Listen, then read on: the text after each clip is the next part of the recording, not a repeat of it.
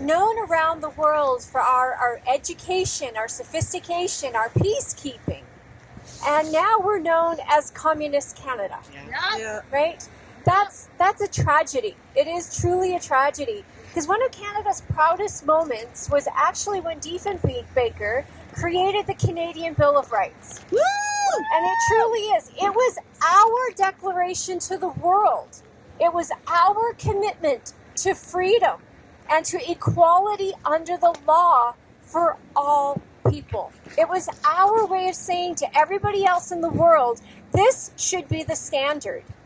And look at what's happening today. We have Justin Trudeau calling out these people. Are we going to tolerate these people? That's you and I. That's our friends. That's our families. It's doctors, it's nurses, it's lawyers, it's accountants, it's business owners, it's restaurants.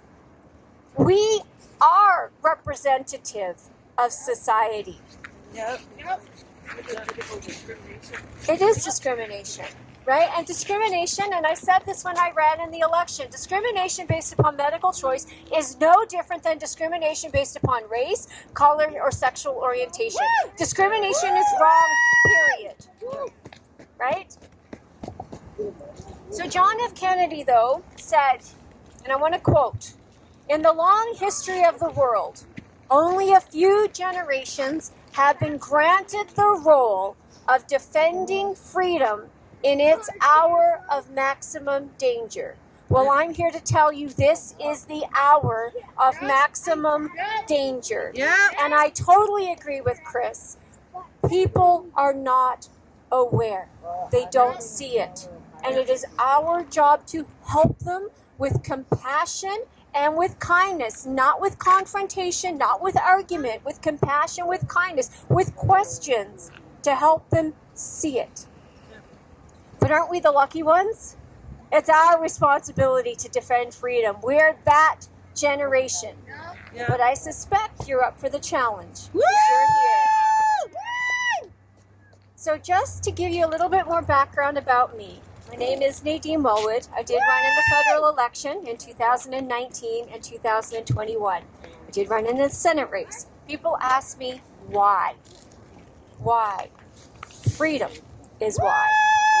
In 2018, I had pretty much all but given up on politics and politicians and went, this is a lost cause.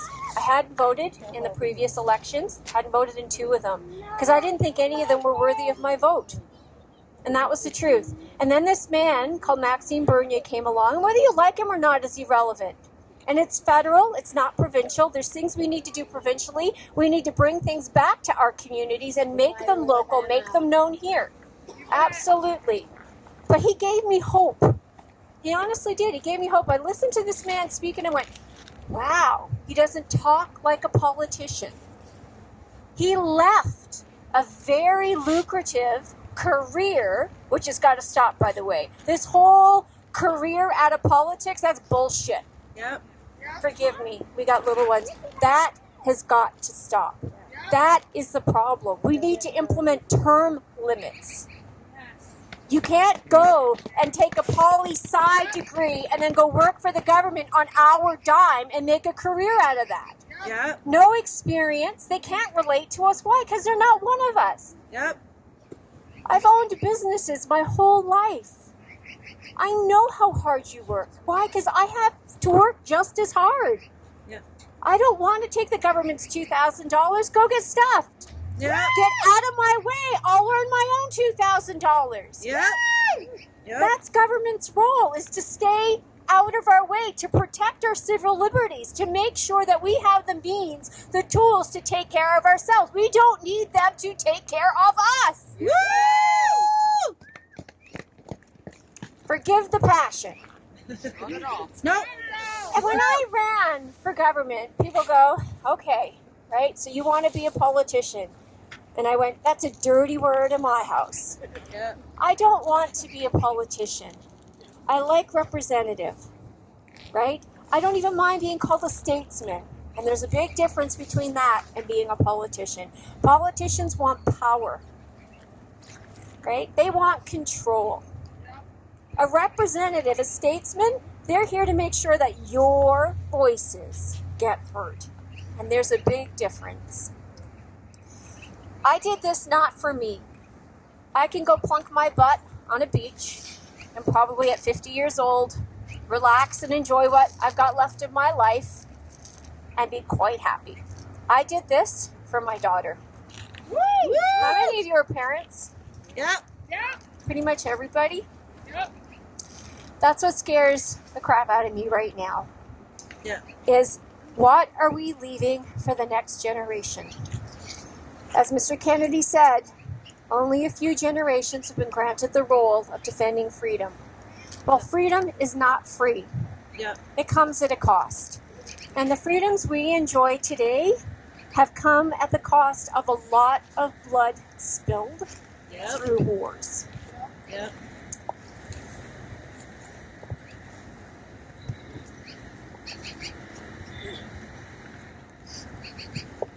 But everything in life comes at a cost. For me to have one thing, it means I have to sacrifice another. And those past generations made the ultimate sacrifice. And we've become lazy. We've become apathetic. We have abdicated our responsibility and we've let other people make decisions for us, right? All they've had to do is tell us, oh, it's okay, you live in a free society. Oh, this is just a minor inconvenience. This is for your safety. Oh, slow down, right? Little bit by little bit by little bit. We have allowed them to infringe upon our personal lives. We have allowed them to take away our freedoms. And now, this is where it leads. But we cannot allow freedom to die. It is this is the challenge. We are the generation that needs to make the sacrifice for the future generations. And we can do that now when it's just really some minor inconveniences, let's be honest, or we have to pay a much bigger price later. But freedom cannot die, and especially in silence. Right? People make excuses. They're afraid to act. They're afraid that their neighbors are going to be upset with them. They don't want the conflict, the inconvenience. They're afraid because they're afraid of the reprisal. Oh, I might get a fine. Okay, I know. A lot of us can't afford a $1,000 fine, but it's a $1,000 fine, of which the government has yet, I think, to actually, in court, uphold one of them. That's what we're afraid of. But yet nobody seems to be afraid of losing the very foundations that have made this country so great. That's shocking to me. Fear. I want to talk about fear. False evidence appearing real. That's what fear is to me. My entire life, if I was afraid of something, you know what I did? Headed straight towards it.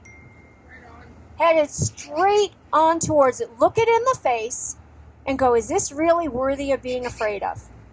Now, there are some things. When this pandemic first started, it was coming out of China. We have a reason to have some fear there. But within 2 weeks, we actually had a fairly good understanding of what was happening. And Justin Trudeau said it right. They saw this as an opportunity to advance their agenda. This is not about health. The crisis we see today has nothing to do with healthcare. It has to do with government, and it has to do with a lack of leadership. Yes. Yes. Fear is their instrument. It is an instrument of tyranny. That is exactly what it is. Because fear paralyzes people. It stops you from taking action. And that's their goal. That's what they want, is for you to go home. It's to exhaust you. It's to exhaust all of us so they can have their way. Now, for some of you, you want things to go back to normal. That's not possible. And you know what? That's not a bad thing. That's not a bad thing. Because we have to accept the responsibility in what we have done to get us to this point. The institutions that we have allowed to grow unchecked, our education, health, government, you name it, they all need to change. And that means we all need to change, right? We have to take back responsibility for our role in government and as being good, true citizens of our country. Now, a lot of people go, Nadine, I hate politics. And I'd be the first one to agree with you. But you know what? You may not be interested in politics, but politics is very interested in you. And everything we do today is politics. Everything.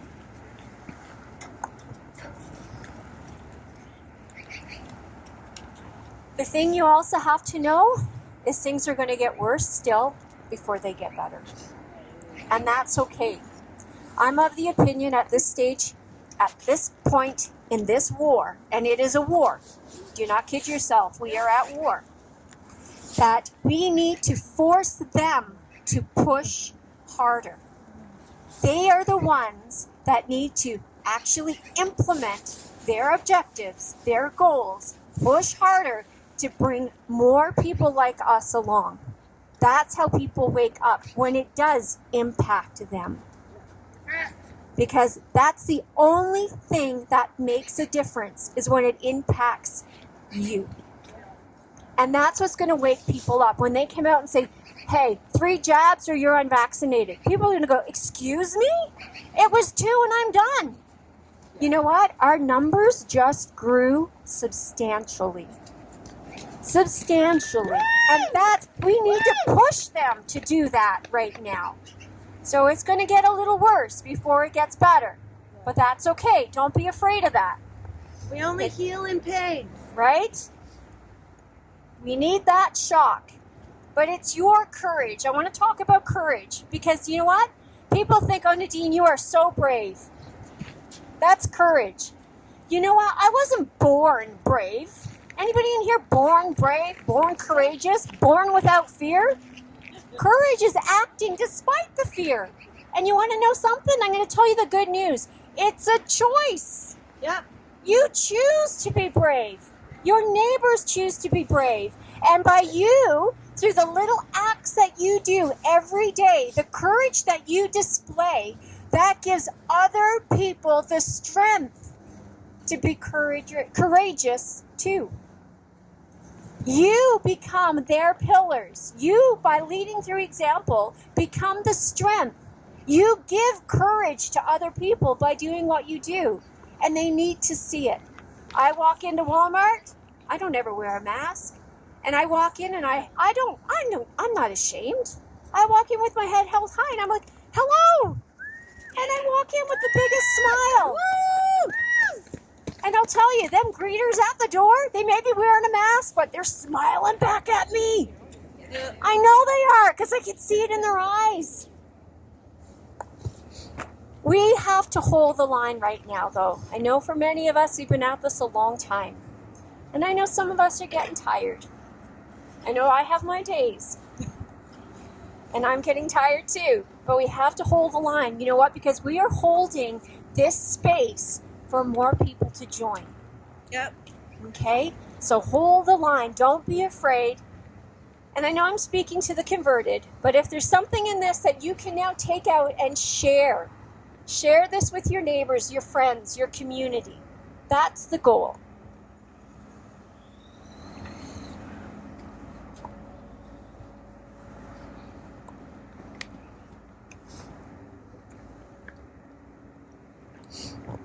So I want to talk about, as we've heard a little bit about laws and things, and when you've had enough of me, just feel free to kick me off.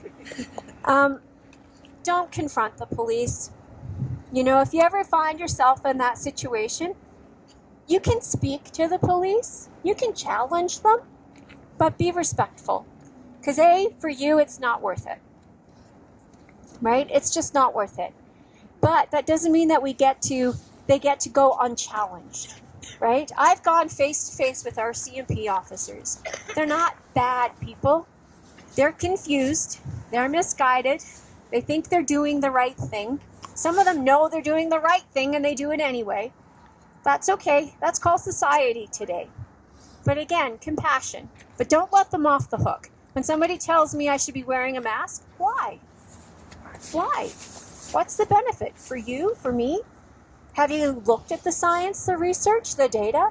Ask some questions. I walked into a restaurant one time. We were talking about what we could do. One gentleman said to me, I can't serve you without a mask. And I said, you refuse to serve me without a mask. And I said, if I was black, would you refuse to serve me? If I came in here in a wheelchair, would you refuse to serve me? You stop for a moment. What can I get you, ma'am? Exactly. Right on. Yeah. Right?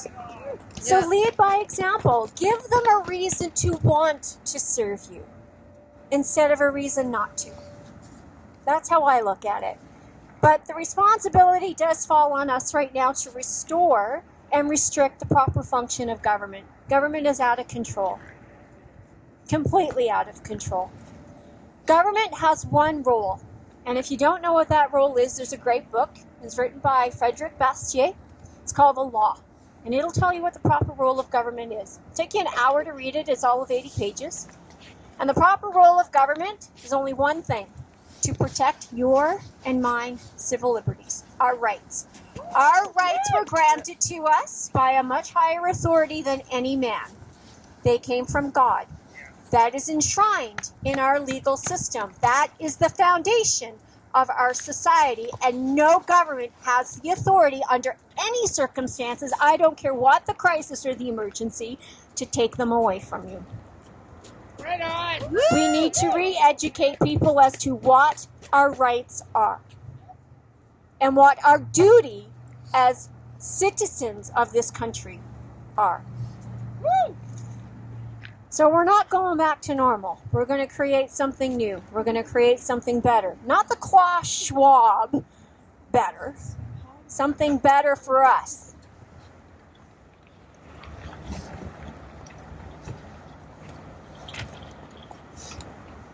Economics. So I've worked in aerospace and defense. I've worked in alternative health. I've worked in regular health care. I've worked in economics and finance. I'm a chartered investment manager and a financial planner. And I've often wondered, wow, that's a lot to have done.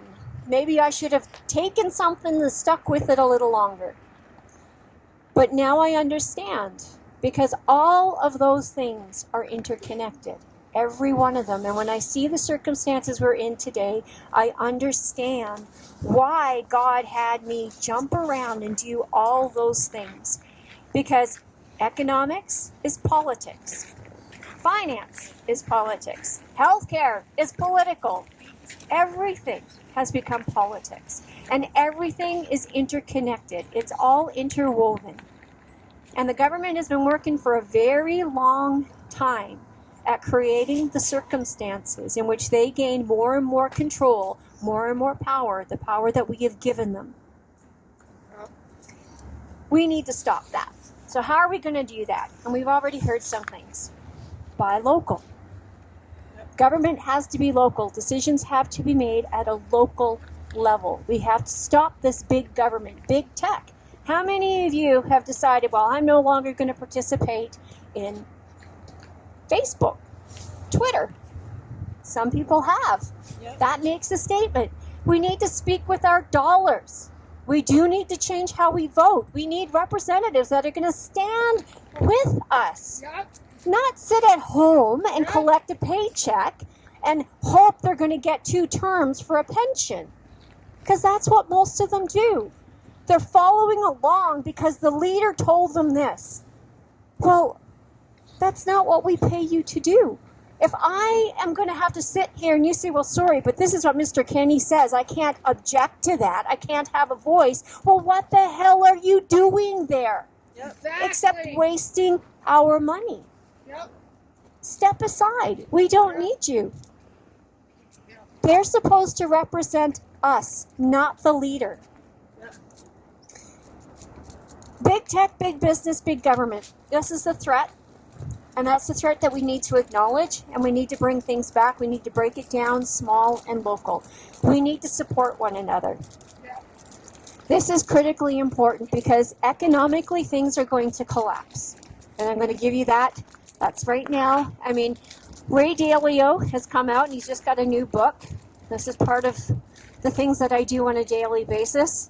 And there's 3 conditions that are always met when civilizations fail. The first one is debt. We have never in the history of mankind seen the level of debts that we are seeing around the world right now. Yeah. That is something to be afraid of. Make sure you have a nice pantry. Buy it now, because it's cheaper now than it will be in 6 months from now. Okay? Get to know your local suppliers of beef, chicken, pigs, food, microgreens. Set yourself up. Okay? Not that I think Canadians are going to starve, but better to be prepared. I took my snow pants today because, it started out at minus 22 when I left and went, it's supposed to warm up, but just in case, I prefer to be prepared than caught.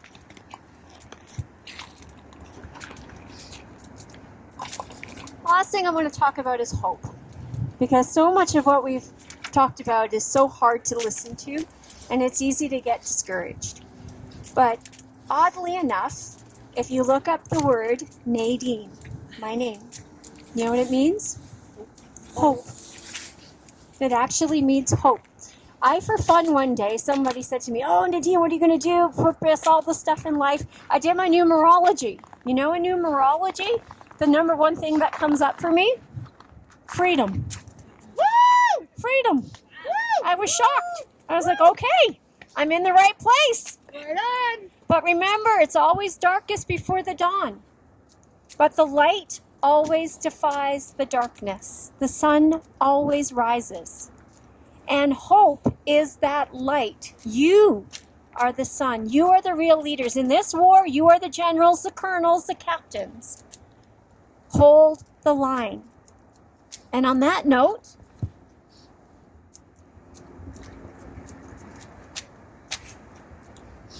I voted for you.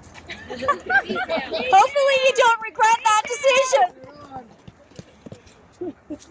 I want you to know this. You're not alone. You're not alone. In fact, I would argue that we are probably the majority. But people don't know it yet. You're stronger than you know. And if you have a day where you're not feeling it, borrow the strength from someone else. Never give up. We are so close. Never give in. But know it will get a little worse. But they want you to feel hopeless. They really do. Don't give it to them. There are days when I get up and I am tired and I refuse, just to spite them. Yep. I will make a point to go out and smile. Yeah. Yep. Hold the line. We have to make sure we keep this space so others can come. Yep. Stand tall in what we've accomplished. We have accomplished a lot. We truly have. Look around the world from when this started to where we are now. We are strong. And keep moving forward. We never have all the answers. The only thing we have to do is just take the next right step. Woo! God bless you all. Woo!